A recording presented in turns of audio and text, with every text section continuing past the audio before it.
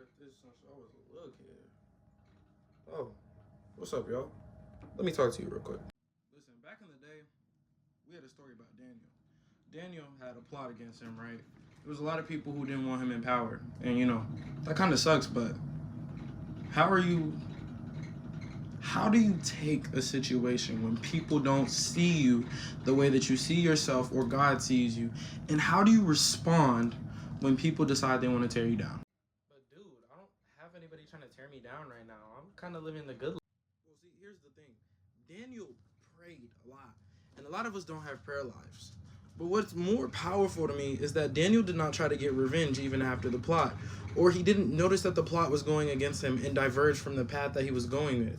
Instead, he stayed true to God, the one person he knew could save him from any problem, and he decided, well, I'm going to keep sticking with this because this is working, right? And we all have to remember that there is something that works for us that has us in a position to grow and get better.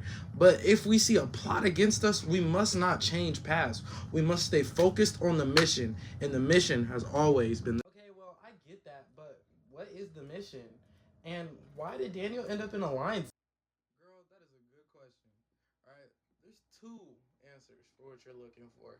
The first answer that you're looking for is what is the purpose? What is the mission? The mission is to show people God, and not just show people God, but show how He is powerful, how He was always available, and He is strong in any situation we find ourselves in. We have to remember that God is a jealous God, but He's also a show off. And anytime we give Him an opportunity to show off, He shows off big time. You think I'm lying? Moses, the Red Sea, split in half, right? Job, double what he had beforehand. Or we can even look at Solomon, endless insanity of wisdom. I'm talking wisdom that has never been touched before.